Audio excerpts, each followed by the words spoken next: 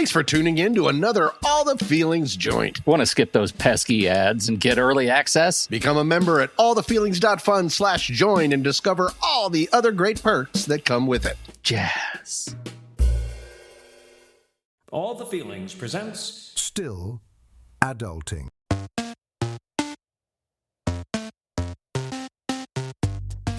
this episode. Recycling and seasonal stuff. Hello, everyone, and welcome back. Thank you so much for joining us on All the Feelings, Still Adulting. And this is an exciting episode. This is the last episode of our 11th season, 1112. Pete, how are you feeling? It's been a long, hard trek, but of fun. That's it. Of fun and enjoyment. See, I turns it around. It was really great. It was kind of a Hail Mary pass there, and you caught it. It's the Oregon Trail of excitement. Everybody, this week, dysentery. We are doing great. This has been a really fun season. I think we've set ourselves up. This is what we've I like to think of as this episode. We've written ourselves into a corner with our topic choices. It's a real mystery box. We didn't run out of topics. We just chose all the other good ones. And now we have this one. And so we had a couple left and we challenged each other on what's the worst topic to give the other person. I chose seasonal stuff because I remember I don't do anything for seasonal stuff. So what are you going to talk about? Then I remember you have a house. Damn it. You totally have stuff to talk about. And you gave me trash and recycling. Wow. Oh, dear. Banger. Yeah. So this is going to be great. What a banger is? A whimper. A whimper. That's right. Yes, it's a whimper. And that's where we are this week. But don't stop listening because this is bound to get interesting. Yes. Just marinate in the desperation of us trying to get this last episode out. Thank you so much for joining us. And hey, trash and recycling. I mean, let's give the people what they want. Should I go ahead and go first? I think you're up. All right. Oh, wait a minute. I'm supposed to say, cue that subset. Subset 1. Recycling and trash. Okay, Pete, as we've said, it's the last episode of the 11th season. You assigned me potentially the worst topic on our list of possible topics. So as a result, first of all, I'm going to throw away trash, and I'm just going to talk about recycling because trash is trash. And because you forced me to do this, I'm going to start right with you. Hey, Spotlight. No. Hey, Hot Shop. Do you and your family recycle? And if so, how do you do it? Yes, we do. We have recycle bins and bags underneath a very strange closet in our kitchen. And when we have something to recycle, we put it, there. And we have a second bin outside that we drag to the curb, which is recycling. We also subscribe to a service called Ridwell. Oh, okay, go ahead. I think I've heard of that. Yeah, we like Ridwell because they take the stuff that's the hard to recycle stuff. They take things like batteries and old shoes and stretchable plastics and shiny plastics. And there's different bags for everything. And they do these, for us, sidebar, there is a mafia level garbage fight going on in our neighborhood. Okay. As such, our decades-long entrenched garbage infrastructure company has Big Trash has petitioned not to let Ridwell operate in our community. Why? Right? Because they don't want the competition? It's competition. And they also don't want to invest in proper recycling. So they don't take all of the hard to recycle stuff. They just figure one day we will. So we want to make sure that the slate is clean and nobody's invested in this. So Ridwell has actually started a mail order program so there's no bins outside in our neighborhood. But they send us bags. We fill the bags and we mail the recycling to Ridwell once a month, and they take it away from us. Do they pay for the shipping? It's part of the subscription. It's all baked in. It's a very strange model. It's in a hope. You're mailing garbage. Yeah, we're mailing garbage. It's so weird, man. It's weird, but I live in Oregon. You're California. Sure. You got to know something about that. It's just part of the aesthetic. No, absolutely. And we're actually going to be talking about Oregon a little bit later in this segment. So get excited. Well, that was all much more exciting than I was thinking it was going to be. I have 3 blue bins in my apartment building. The end. There's one thing that's going on in my building is that the management company, speaking of mafia-style battles, they're in a huge ongoing battle against people that will not break down their big cardboard boxes of stuff that comes in. So they just throw an entire unfolded box, which takes up an entire bin. And all we do is have more and more signs put up saying, it started to be like, remember, as a good neighbor, and now it's just like, please break down your cardboard boxes. I mean, the font would just be plea. That would be the name of the font that they're using. Okay. Well, I realized that I don't know much about recycling, and so I did way too much research. And I'm not going to share it with you or anybody because no one wants to know about that. But I am going to share with you a few interesting parts. Okay. Would you like to hear them? Yeah. And you said so many things, and Ridwell and shiny plastic. There's a good chance you know a lot of this stuff. Okay. But let's learn together. And if you do know something, pretend. Easy. You don't know. That is an easy bar. How would you want to start? Do you want to start with plastic? Let's start with plastic. Everything about how we recycle plastic has been perfect and on board. Do you think that's true or false? So we're starting with a quiz, and I'll go ahead and say it's harrowing. Yes, it is very harrowing. Things have not been going great with plastic, I think is what's probably the truth, because you're asking the question, but not something that I would know. Well, let me give you a clue. This segment is titled The Big Lie of Recycled Plastic. Here we go. In 1984, the Society of Plastics Industry established plastics recycling, bringing together petrochemical companies and bottlers. And they launched a campaign focused on that company or that industry's commitment to recycling. And in 1988, the trade group rolled out the chasing arrows symbol, you know of which I'm talking about, the widely recognized symbol for recyclable plastic, and began using it on packaging. All of that sounds great, right? Totally great. I'm on board. Around the same time, the plastic industry already knew that recycling wasn't solving really any problems. Almost at all. Internal reports from 1986 from a trade association known as the Vinyl Institute noted that, quote, recycling cannot be considered a permanent solid waste solution to plastics as it merely prolongs the time until an item is disposed of. And, other quote, recycling cannot go on indefinitely and does not solve the solid waste problem. It is not economical. Certain advances like chemical-based recycling can cause more pollution than it's worth, and plastic quality degrades each time it is recycled, so it's only valuable maybe once or twice, as opposed to ads from plastic agencies claiming that a bottle can come back over and over and over and over again forever. They're just straight up lying to us, and they knew that they were lying. Fun. Yeah. Are they the ones who actually pitched as a potential solution giant floating barge of trash the size of Madagascar in our oceans? I think that was their solution. Just put it in the ocean. Yeah. I think they said, let's put it. And then the plan was to sink it. Yeah. But they forgot. they didn't make the comically large plug at the bottom that you can go that you drain. Yeah. Right. So it just sails around. It just floats. Yeah. Okay. So plastic. We knew right from the beginning we know now. I'm sorry that they knew right from the beginning. It was more about optics instead of actually trying to save the world. The biggest thing that we can know about plastic, and we'll come back to this, is you've heard the phrase reduce, reuse, and recycle. Yes, for sure. There's a reason recycle is listed last, and all experts agree. Reducing and reusing is the name of the game. Recycling has always been the least effective of the three overall. There's hope. Do you know what's funny? That whole thing, I've never thought of it as three separate choices. Right. I've always thought of it as like a cycle. Yeah. Like first I'm going to reduce, and then what I use less of, I then reuse. And then when it's done, I recycle, and all of those are of equal weight. I've never considered anything other than that. That there's an actual order to it? Yes. That's what they want you to think. Plastic. Yeah. God, big plastic. Okay. So let's go on to number 2. So that's number 1, the lie of plastic. Number 2, I already brought up the chasing arrows. Now the chasing arrows, it's generally a triangle of 3 arrows pointing at each other, all with a number inside.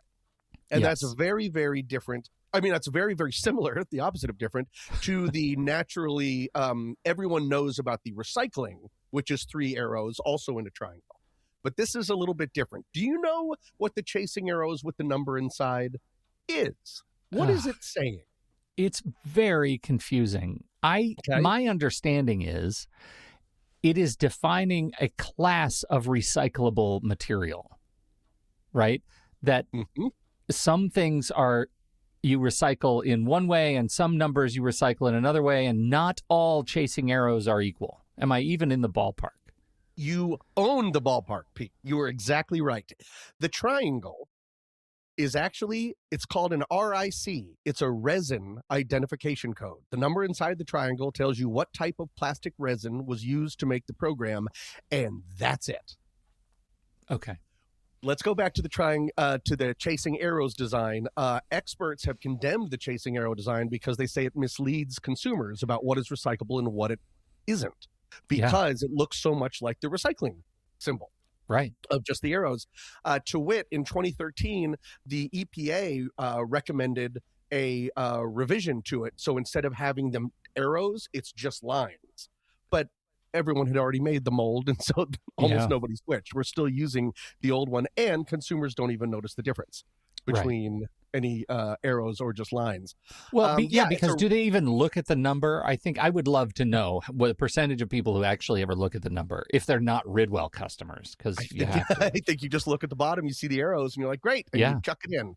I think so too. No, it's a resin identification code. The number tells recyclers whether or not the product is generally recyclable. The numbers are 1 through 7. 1, 2, and 5 are generally accepted by most city recycling centers. All the others, no. Way too high. They're economically and energy intensive, and they usually just gum up the works. When you put in something that is 3, 4, 6, 7, anything like that, in a bin, you can cause a breakdown in the process. Which brings us to element 3. Have you heard of the term Wishcycling? I like this. No, I haven't heard of it, but I think I understand it right away. Yeah, aspirational recycling. Too many non-recyclable. Okay, so it's called Wishcycling because consumers are like, I hope this is recyclable. I don't know what this number means. And so you throw it in with everything else. Too many non-recyclable items thrown in actually contaminate a batch of recycling. That means waste managers might not be able to find buyers for the materials, and contaminated loads of recycling are just sent to the landfill instead. Wow. Let's go over real quick some of the biggest offenders of Wishcycling, meaning these are things that are thrown in with recycling but can actually spoil the entire bin. Okay. Do you have is there possible? Let's make this first one a game. Okay. This company. Can I just ask one more time? You said 1, 2, and 5 are sometimes 5. Yeah, 1 sometimes and 2 definitely. 5. Sometimes 5. All the rest need like robots and telepathy and all sorts of. It's very, very telepathy. difficult. Okay, that's hardcore. All right, go. Okay, if you think here, I'm changing the game in real time. If you thought of a company who has a store, and right across the street, it's the exact same store, what company am I talking about? Oh, Starbucks. I guess that wasn't really a game. Okay. Yes. Biggest offender of Wishcycling. We are looking at you, Starbucks. Disposable coffee cups, single-use coffee cups. It seems like it would be recyclable, but most single-use cups are lined with, and I think you were talking about this, with shiny plastic, a fine film of polyethylene. It makes the cups liquid-proof and keeps the liquid inside really hot, but it's incredibly difficult and expensive to reprocess because the materials have to be separated, and that's really, really hard to do. Okay. I have a sidebar. It's a really quick sidebar. Are you ready for this? Please. There is a company that makes paper products that are very expensive, but they are explicitly out of used coffee cups. Like they acquire, they're out of the UK and they acquire them. And I have these 2 notepads that are beautiful and wonderful paper. They feel different. They feel appreciably different than paper. Yeah, it really does. I get it now, and I think that's one of those things like recycling. So what are you even supposed to put in the recycling basket in Starbucks? Anything? Like their food is coated, their food paper is coated? Pretty much not. I mean, I just did research about the cups. And it just means that estimated 4 billion cups a year are sold by Starbucks just end up in landfills. Rats! Wow. God, that's horrible. That is horrible. And it makes sense that because you said, oh, look, we could use these coffee cups to make this beautiful thing of paper, but you also said the key word was expensive. It's a niche. It's hard to do, and we don't have the infrastructure. Nobody has put the infrastructure behind the hard things. Correct. And it's a hard thing that would get cheaper if more people did it. Yes, but we're not doing it because barges aren't going to float around themselves. Okay, number 2, another common offender is pizza boxes. These are waste managers are saying these are things that we just can't do stuff with. The problem is when oil seeps into the cardboard, the oil cannot be separated from the fiber, making the material less valuable, less marketable to buyers. They suggest recycling the top.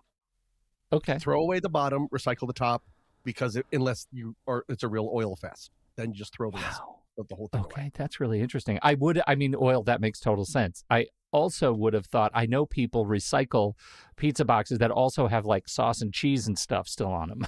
And I think that cheese would be the gumming factor. Yes. And that actually brings us perfectly to the last one that I'm going to bring up, which is oily takeout containers. So not just pizza boxes, but in general, even if a container is labeled correctly for recycling in your area, food residue messes it up, unfortunately. And you don't need to like rinse it completely like sparkling clean because you don't want to waste a bunch of water, but you have to rinse it out. And Pete, you Portlandiers will be wild for this one. Oregon waste management specialist Jackie Lang, you know Jackie, down the street, says washing food scraps from recyclables can be just as important as putting the right thing in the recycling bin. Thank you, Jackie, for your service. Oh, thanks, Jackie from the block, as we know her. And then, do we want to talk about number 4? It's very sad. We're going to talk about number 4, and then there's going to be hope. Okay. I've been talking about buyers of waste. Like the waste managers take them and then you can sell them to places.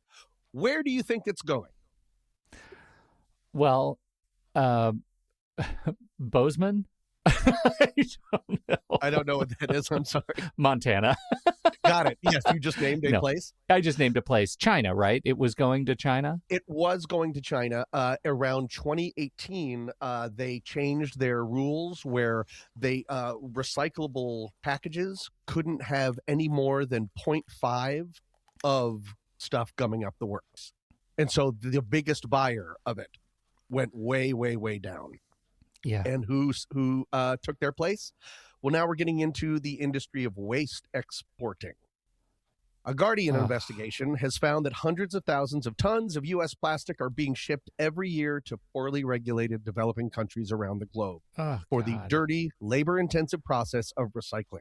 Villagers in these places are paid tiny wages to spend all day peeling off the non-recyclable elements from garbage and sorting them into recyclable and non-recyclable. This, of course, leads to huge amount of pollution in their villages. The newest hotspots for handling U.S. plastic are some of the world's poorest countries, including Bangladesh, Laos, Ethiopia, and Senegal. And there's one of the reasons that we go there is it's cheap labor and almost no environmental regulation. Okay. Rats! America, USA, news. USA. Very sad. All of this is rust stuff.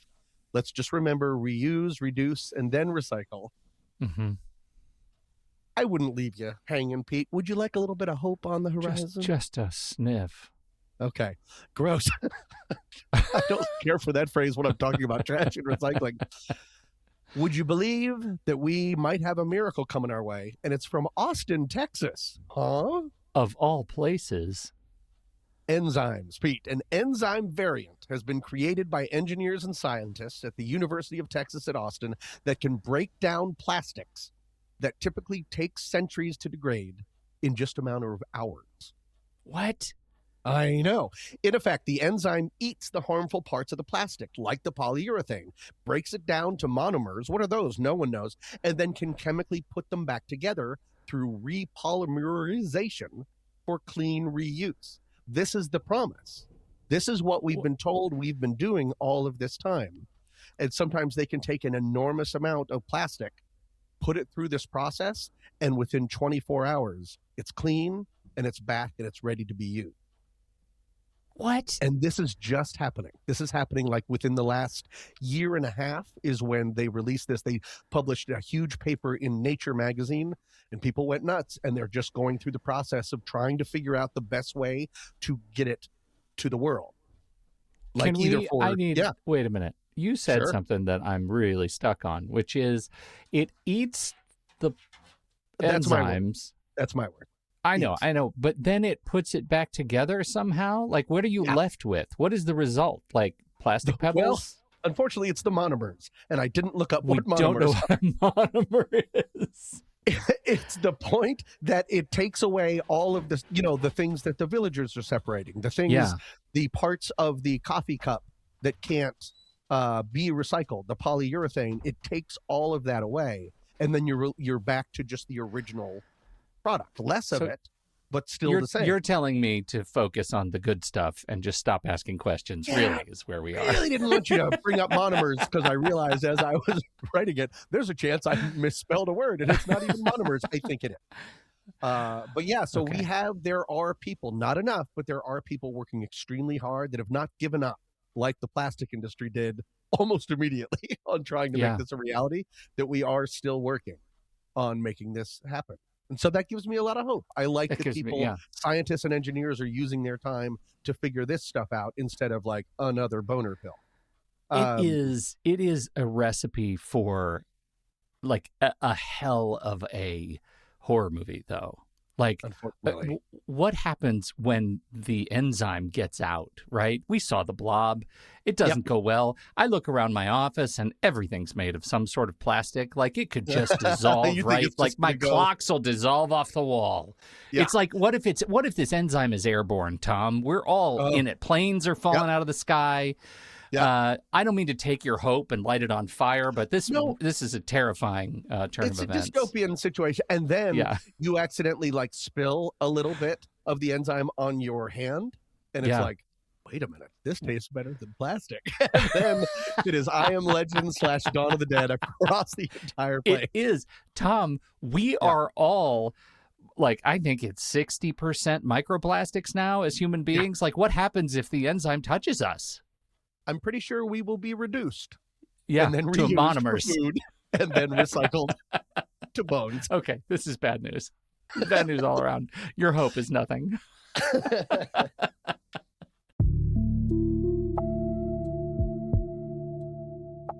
And now excerpts from a rubbish poem by Hell P. Behold the dump where treasures lie, a mountain of muck that scrapes the sky. Beneath its stench, a tale unfolds of yesterday's riches and forgotten gold. For in the hands of those who sort, each refuse pile becomes their art. Compost whispers to the trees, while metal meets its melted destiny. The landfill groans, but it's alive, a sign that human life will thrive. Through waste, we learn there's beauty still in things we thought were void of will. So raise a glass to what we toss, to workers salvaging from loss. In rubbish heaps, a future waits. In waste, we find what recreates.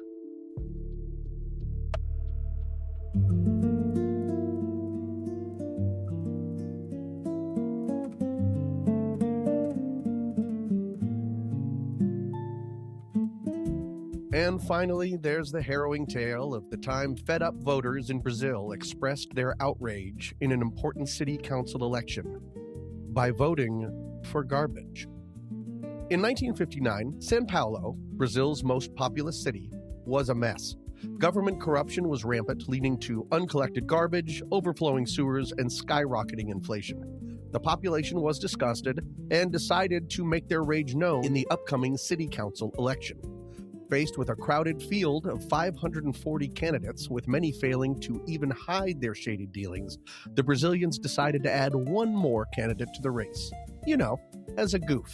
1 year earlier, a black female rhinoceros was loaned to São Paulo from Rio de Janeiro to celebrate the opening of the São Paulo Zoo. The beloved rhino's name was Cacareco. which translates as rubbish or garbage. And the voters thought it would be funny to use Cacareco as a write-in candidate to protest her corrupt human counterparts, proclaiming the phrase, quote, "better to vote for a rhino than an ass," end quote. Townspeople printed out ballots with Cacareco's name on it, confident that they were sending a humorous yet decisive message to the human man on the ballot. But then something happened. The rhino won in a goddamn landslide. Over 100,000 voters, not following the, as a goof idea, actually voted for the rhinoceros, who came in first place, with the New York Times reporting that Cacareco had received one of the highest totals for a local candidate in Brazil history. And while the animal's election was ultimately nullified, it sent shockwaves across the country, with many of the candidates leaving Brazil out of humiliation. One was even hospitalized after attempting suicide out of shame. And the ripples reached as far as America, with the U.S. government growing fearful that the Brazilian people might be on the verge of an all-out revolt and pitching in to clamp down on further corruption. And what of the office-winning rhinoceros? Well, she moved back to Rio de Janeiro later that year, and although she died of natural causes a few years later, her legacy lives on. In fact, the term Voto Cacareco is still used today as a powerful protest symbol throughout South America. Of course, Cacareco wasn't the first animal voted into office in Brazil. That would have been a goat named Smelly, who was elected to the city council of Jaboatoa in 1954. But this is the last episode of the season, so that story will have to wait. Until then, voto Cacareco. Want to protest your personal lack of members-only content? Then write in candidates Uncle Pete and Tommy Magoo at allthefeelings.fun and become a feeling friend today. Sure, it's the last episode of the season, but that's a perfect time to navigate the political podcast waters. You'll get access to all the special members-only content that other feeling frienders have been enjoying all season long.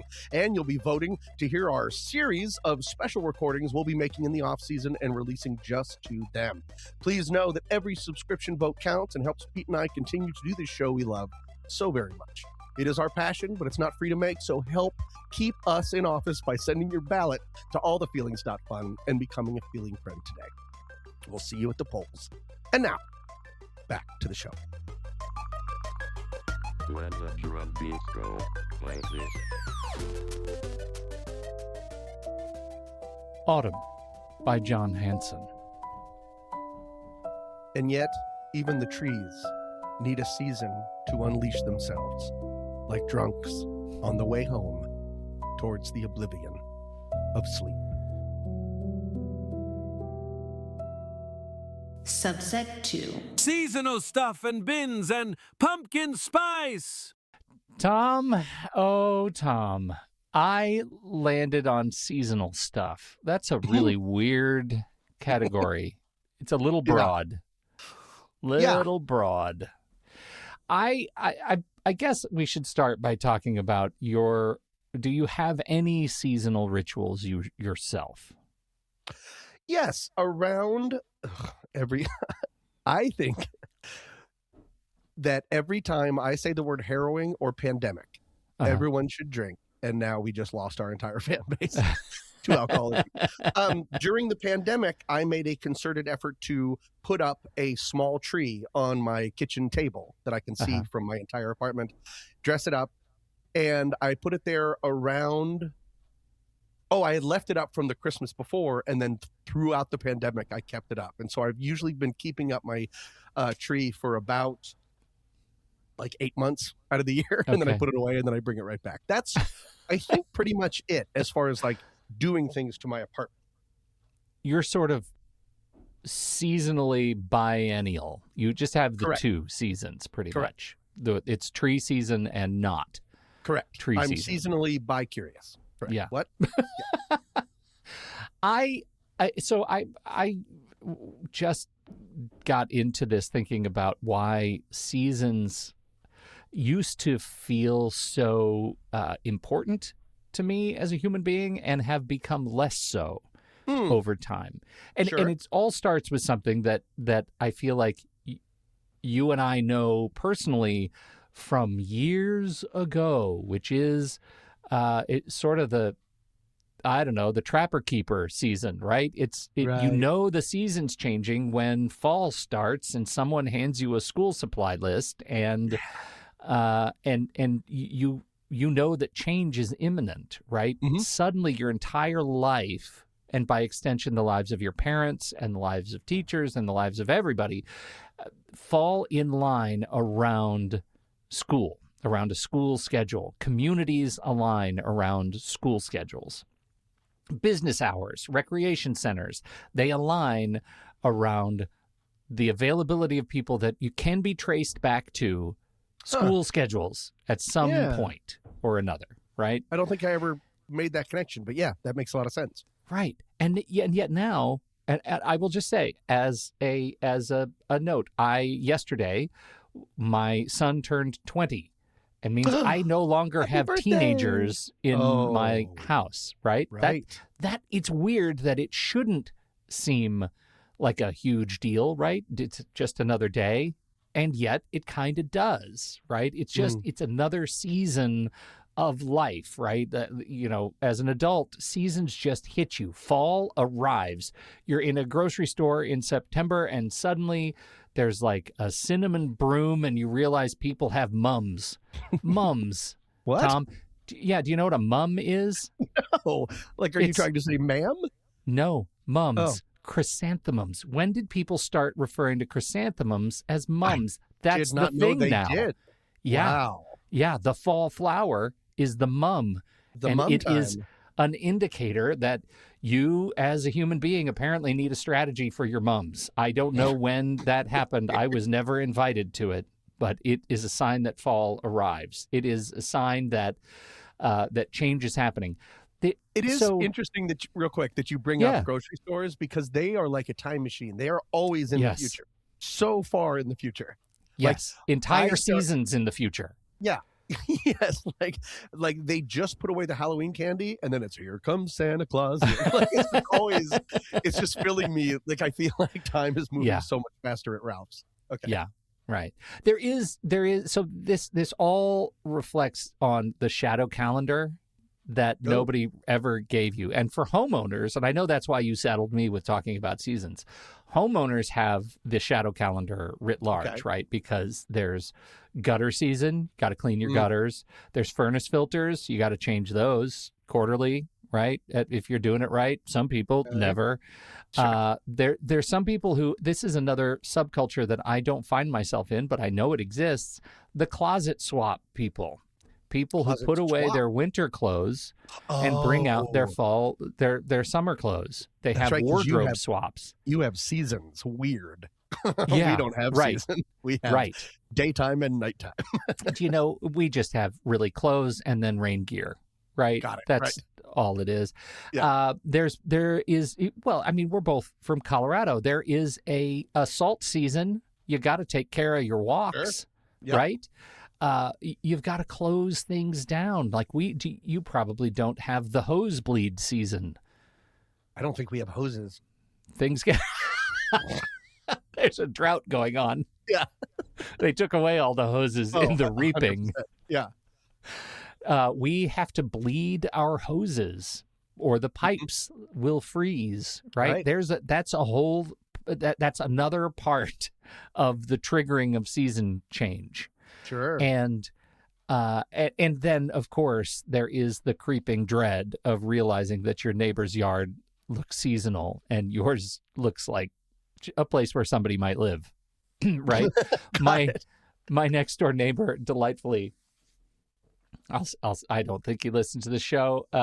If he does, you know who you are. How's it going? I love your trees.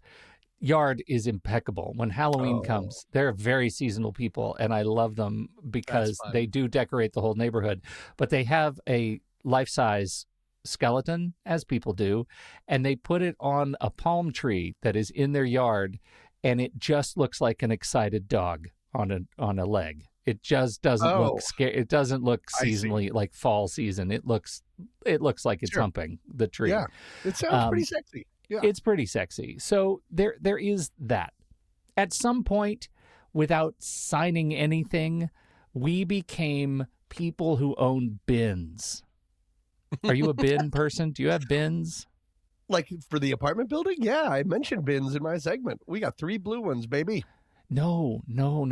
Oh, Tom. Sweet. Oh, wait. Sweet, ignorant Tom. Oh, I no. mean bins with lids that are for storing seasonal change activities that you put in your closet and pull out for the season. My apologies, Pete. I can only apologize. I have 1 bin, and guess what's in it? All of that Christmas nonsense that I mentioned. A tiny tree, a bunch of lights that don't work, and like really old Christmas cards because I'm afraid that people will stop sending me cards, and I don't want it to look like I have no friends. So yeah, I have 1 bin, just 1. We have a number of bins. My wife, she has bins for seasonal clothes. She's a clothes swapper. Yep. I don't want to be a person with so many clothes that I have to swap them seasonally. Yeah. It's got to all fit in one place, so I struggle with that. But our holiday bins are worth reckoning. They're in the attic above the cars, and there is you're a time. decorating a house. Yeah. See, I'm just decorating a very small tree. My stuff is just single binny. Oh no, we've got multiple bins. We've got lots of lights, so many lights, and a lot of it is just stuff you inherit over the years. You know, parents downsize and they just ship you boxes of stuff that you didn't ask for, and that becomes part of the great seasonal pretend that. You know, I say pretend because I'm not a pumpkin spice person, and I can't authentically say that I'm excited, you know, what is it, August, when pumpkin spice season starts. Sweater weather for us is not an identity, but they are very much sort of staple to seasonal profiles. So, all right, let's talk then about some of the emotional whiplash that goes on with seasonal stuff. Every season comes with this sort of mandatory emotional curriculum, and people kind of get into it. Fall demands cozy reflection and gratitude, right? Winter demands joy and togetherness and hygge and gratitude and introspection, and simultaneously it's dark, so do it at 4 p.m. Spring demands optimism, and summer demands fun, which is the most exhausting of all of the great demands because fun is the thing that you have to perform well or it doesn't count. So I tell you that according to the 2025 APA Healthy Minds poll, 41% of U.S. adults anticipate more holiday-related stress this year than the previous year. The highest recorded level in recent history, up dramatically from 28% in 2024, 29% in 2023. It is the thing that we are supposed to collectively enjoy getting measurably harder to enjoy. People are feeling angst about seasonal change. Expectation put on us. Yeah, exactly. And here's a banger, though, real quick. Okay. 89% of Gen Z report attending holiday gatherings solely because they feel obligated to do so. Nearly 9 in 10 adults growing up going to events they don't want to be at, performing a season they did not sign up for. The great seasonal pretend has metrics. You were saying. Well, that reminds me of one of the, I guess I've never thought about it being a season, but if we're going that way, yeah, it can be a seasonal train that I got off when I saw some of my friends or wives of my friends panicking over New Year's Eve about not being at the biggest party, the best thing. What are we going to do? We're not at the bar yet. There was so much. And I kind of birthdayed it in the way it's like, it's just a day. I get it. I'll do something, but it's just about, let's play a game. Let's not worry about any of that stuff. So yeah. So you're not much of a resolutions guy. We've talked about this on the show. Correct. Yeah, me neither. Not into resolutions so much. That is another marker of a new season, right? The new year, the new transcendence. Yeah, I look at myself in the mirror every year and I go, let's lose weight. And then I kind of like wink and I give myself a mirror high five and I just go on with my life. All right. So the anxiety that we feel, this vague dread, right, that's always there, that we're falling behind some invisible seasonal curricula.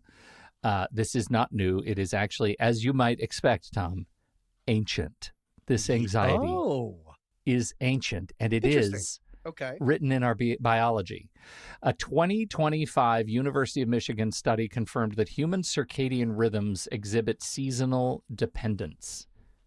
Explain. Let that sink in.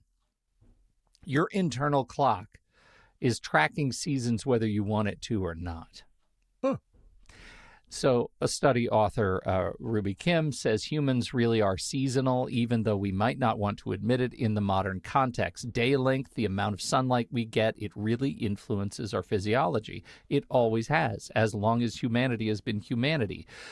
Brain physiology has been at work for millions of years trying to track dusk and dawn. Then industrialization comes along in the blink of evolution's eye, and right now we're still trying to catch up. Thank you, University of Michigan. So your body spent millions of years becoming a seasonal instrument. Industrialization happens, and it shows up like, on the infinite time scale about 10 minutes ago. Right. And said, stop doing that. We have lights now, and we have Q4 targets and some graphs, and you just need to be ready for all of that, and pumpkin spice. None of that is written into our biology. It's 100% artificial, and that creates conflict inside of us, in our brains and in our bodies. And it is not natural, all of the stuff that we sort of force on ourselves as seasons change. I guess. Yeah, I bet. Okay. Genome.gov. Yeah, it's genetic, man. As humans migrated out of Africa to different latitudes, we evolved genetic adaptations to seasonal variation in daylight. There is evidence for natural selection at 84 genes that regulate circadian rhythm and sleep. You have in your actual DNA 84 genes whose job it is to care what season it is at any given time. And the weak will die depending on location and season. The weak Darwin, man. people. Yeah, I mean, evolutionarily speaking. Sure. I mean, not like, Bob and Bozeman. I'm just saying, right. But you know what I mean. There is a sort of reputation of hardy stock in certain places. Like people whose people come from the icy cold or the frying hot locales are different kind of people. I'm not those people. They're a little leathery. I need it emotionally soggy. Yeah. Gross.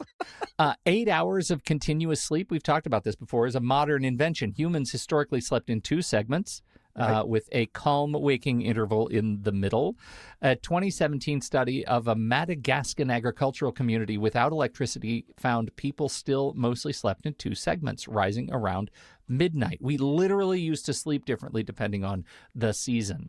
So all of this just reminds me how much of modern adulting is a performance trap, right? Your body is like running this ancient seasonal firmware, and it still thinks winter is coming in the do something or die sense, right? Yeah. This is something we've been talking about for years, about the tricks that evolution and ancient history plays on our modern brains. And modern life has outsourced all of the actual survival part, and they've done it with like grocery stores and heated buildings and Instacart, and the urgency never went away in our evolutionary mind. So where does that put you? Does that, like, understanding that, does it change the way you want to live your life depending on what season it is? It is now, we're in the April-May range. What are you going to do with yourself today? Well, I like that our entire world and the world that we've built is the grocery store telling me what season it is way before it is, that we're being controlled, that our insides are not matching with the outside. That makes a ton of sense in that kind of push-pull, because is it all related to work and consumerism? Yeah. That's it absolutely the new is. Industrialization. Yeah. That makes me want to rebel. Kinda, right? So the stats are interesting, like the financial data from the American Psychiatric Association, again, 46% of adults worry about affording Holiday gifts, 48% are worried about missing someone or grieving a loss during the holidays. All of this stuff is deeply rooted in the conflict that exists between what our instincts, our bodies and brains want to do, and what industrialization and modernity tells us to do. Yeah. So it's almost like the anxiety, it's a ghost, right? It's a reflection of who we used to be. It's because none of this stuff is the point. The mums, they're not the point, right? Your holiday wreath isn't the point. Your throw pillow rotation is not the point. The ritual of marking time is the point. It's what our ancestors were actually doing when they built their harvest festivals and their midsommars. They were marking time and winter solstice rites and spring planting ceremonies. They're just trying to digest the passage of time together as a community. So no one had to do it alone. And what we do now is so attentive to this shadow calendar. They're just modern shapes to this ancient impulse. Sure. And it's not a failure. It's not even really a translation. It's an okay thing that our instincts might have been hijacked by Target and a merchandising calendar. It represents a real drive for us as human beings to mark the passage of time together. Well, one of the things that maybe can help, but maybe not, is also marking the passage of time gives you a sense, or it's supposed to give you a sense of control over something that is beyond your control, that you are taking control of these segments and putting ritual to it. But we have to then realize that we have been taken over, that our rituals are being forced on us. So if there's a way to try to put it back where it was, that would be ideal. But of course, well, because we are, maybe it's easy to say and do, right? Maybe it's easy to say, look, I'm a seasonal creature and I've been handed this monetized capitalist seasonal world and I've just been told to make it work. But the truth is, the fact that I'm still feeling anything at all as seasons pass is proof that something is still working. Something is still working that I've inherited from, eons ago. And that actually feels pretty good. And it makes me look forward to ends of things, not in mourning, but just in the form of change. And watching what closing doors, allows to open in front of me. If we honor this, but I think we should also take some control back, because there's one thing that I think is the dumbest thing in the entire world, and it's how close Thanksgiving and Christmas are to each other.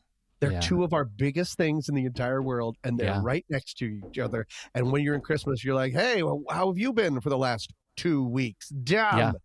Let's move that. Let's switch Thanksgiving with June. It needs to be a June thing. Let's switch Thanksgiving with June. The entire month of June. I love that. June is now Thanksgiving June month. Comes between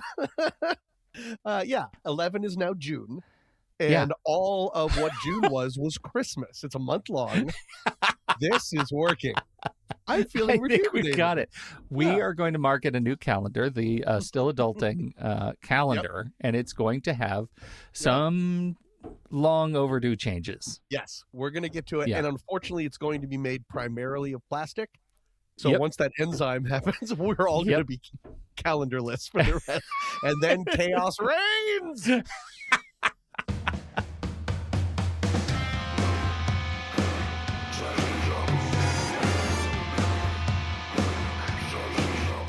Thank you all so much for joining us for this last episode of Season 11. This week's tune is Junk City by Luke Kelly. Tommy, what are we doing next? I think it's confident that we're coming back. Yes. We can't get enough of you guys. It's a real Brokeback Mountain situation. We wish we could quit you, but we cannot. We're going to be back in another season. And I have an idea already, Pete. Already? Okay. The entire pitch season. It. Let's go to the design shop. We'll Figure it out. Every episode is about trash and recycling. I can't get enough. We're playing a long game with trash. Yeah. It's going to be All the Feelings presents content. That'll be it. Thank you all so much for joining us, Feeling Friends, Free Feed fans, everybody. We love this show. Thank you so much for tuning in, asking questions, keeping us honest. And we look forward to, if you are a Feeling Friend, you will have some special bonus episodes coming your way during our long winter's nap.